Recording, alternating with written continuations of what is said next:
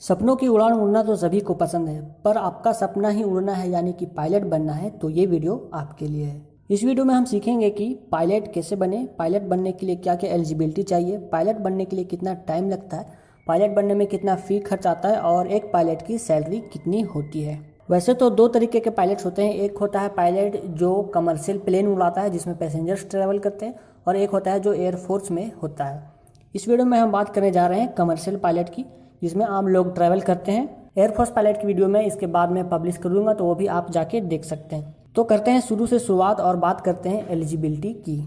सबसे पहले बात करते हैं एजुकेशन की। तो आप सबसे पहले 12th पास होने चाहिए और 12th में आपके साइंस सब्जेक्ट होने चाहिए with physics, chemistry and math. 12th class में एटलीस्ट आपके 50% मार्क्स होने चाहिए, यानी कि अगर आप स्कूल में हैं या अभी 10th क्लास में हैं तो आपको आगे चल के 11th 12th में साइंस लेना होगा फिजिक्स, केमिस्ट्री और मैथ के साथ, और आपको उस 12th के एग्ज़ाम को पास करना होगा एटलीस्ट 50% ला के।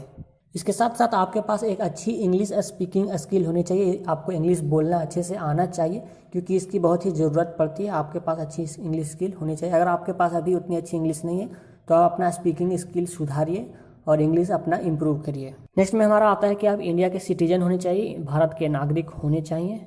जब आप 12th क्लास पास कर जाते हैं या फिर जब आप 12th क्लास में होते हैं तो आपको DGCA यानी कि directorate general of civil aviation government of India की वेबसाइट पे जाके क्लास 2 मेडिकल सर्टिफिकेट के लिए अप्लाई करना पड़ता है। ये एक मेडिकल सर्टिफिकेट होता है जहाँ पे आपकी मेडिकल कंडीशन की जो है रिपोर्ट आपको दी जाती है, और ये चीज़ आपको करनी ही पड़ती है क्योंकि आपको प्लेन उड़ाने के लिए मेडिकली फिट होना चाहिए। इसके बिना आपको लाइसेंस नहीं मिलेगा पायलट बनने का। और इस वेबसाइट पे जाके अप्लाई कैसे करना है ये चीज़ आप यूट्यूब पे जाके सर्च कर सकते हैं।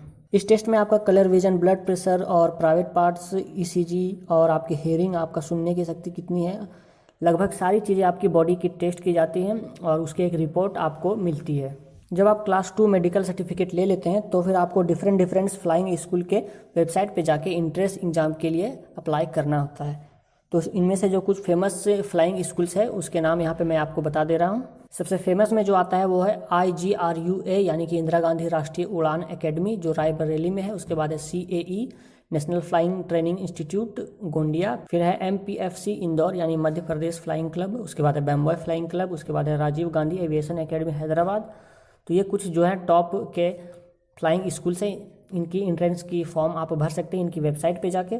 और भी बहुत सारे क्लब्स हैं। तो आपको सबसे पहले तो ये चेक कर लेना है फॉर्म भरने से पहले कि उस जो फ्लाइंग स्कूल है वो DGCA से प्रमाणित है या नहीं। अगर आप प्रमाणित सर्टिफाइड हैं, प्रमाणित है तो उसके लिए आप अप्लाई कर सकते हैं उस स्कूल में एडमिशन के लिए। अप्लाई करने के बाद आपको देना होता है इंट्रेंस टेस्ट, और इंट्रेंस टेस्ट पास करने के बाद आप फ्लाइंग स्कूल में एडमिशन लेते हैं। यहाँ पे आपको 3 तरह के लाइसेंस लेने होते हैं जो कि है SPL यानी कि स्टूडेंट पायलट लाइसेंस। उसके बाद आता है PPL यानी कि प्राइवेट पायलट लाइसेंस, और उसके बाद है CPL यानी कि कमर्शियल पायलट लाइसेंस। ये जो पूरा कोर्स होता है वह 15 से 18 महीने का होता है। तो जब आप CPL क्लियर कर लेते हैं तो आप कमर्शियल पायलट का लाइसेंस आपको मिल जाता है। कमर्शियल पायलट का लाइसेंस मिल जाने के बाद आप कर सकते हैं जॉब के लिए अप्लाई किसी भी एयरलाइन में। तो आप अलग अलग एयरलाइंस में जाके उनकी वेबसाइट पे जाके अप्लाई कर सकते हैं।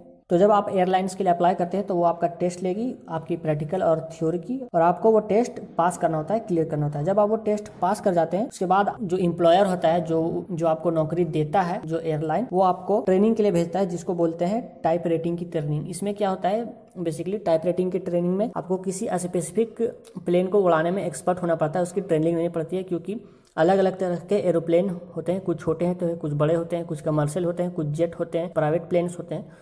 तो आपको किसी एक तरह का प्लेन को उड़ाने का ट्रेनिंग लेना पड़ता है जिसको बोलते हैं टाइप रेटिंग। जब आप टाइप रेटिंग ले लेते हैं तो आप कमर्शियल प्लेन उड़ाने के लायक हो जाते हैं और उसके बाद आपको सैलरी मिलना स्टार्ट हो जाती है। तो ये तो हुई सिलेक्शन प्रोसेस के बाद, पायलट बनने के बाद। अब हम लास्ट में बात करते हैं फ़ी की और सैलरी की। आपको कितना फ़ी लग जाता है, कितना खर्चा करना पड़ता है और आपको फिर सैलरी कितनी मिलती है। तो अगर आपको एक कमर्शियल पायलट बनना है तो आपको काफ़ी ज़्यादा पैसे खर्च करने पड़ते हैं।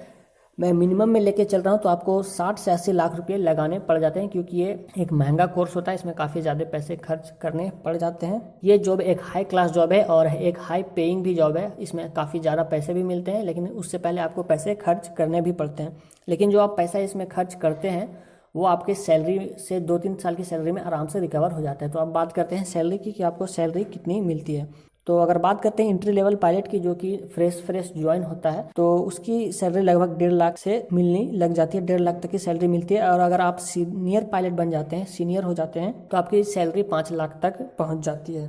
तो ये था पूरा ओवरव्यू। 12th के बाद आप कैसे कमर्शियल पायलट बन सकते हैं, आपको क्या क्या करना होगा, क्या एलिजिबिलिटी है, क्या स्टेप्स लेने चाहिए, क्या फी लगता है, कितना सैलरी मिलता है। उम्मीद करता हूँ ये वीडियो आपको पसंद आई होगी। अगर आप भी पायलट बनना चाहते हैं, कमर्शियल पायलट बनना चाहते हैं, तो कमेंट में लिख के मुझे ज़रूर बताएं। इससे आप मोटिवेटेड फील करेंगे और आपको इंस्पिरेशन मिलेगी आगे बढ़ने की। और ऐसे ही वीडियो में मैं आगे लाते रहता हूँ, तो मेरे चैनल को आप सब्सक्राइब कर सकते हैं। बगल में बेल आइकन को भी क्लिक करिएगा, ताकि नई वीडियो में लाऊंगा तो आपको पता चल जाएगा। फिलहाल के लिए इतना ही फ्रेंड्स, मिलता हूँ अगली वीडियो में, तब तक के लिए बाय।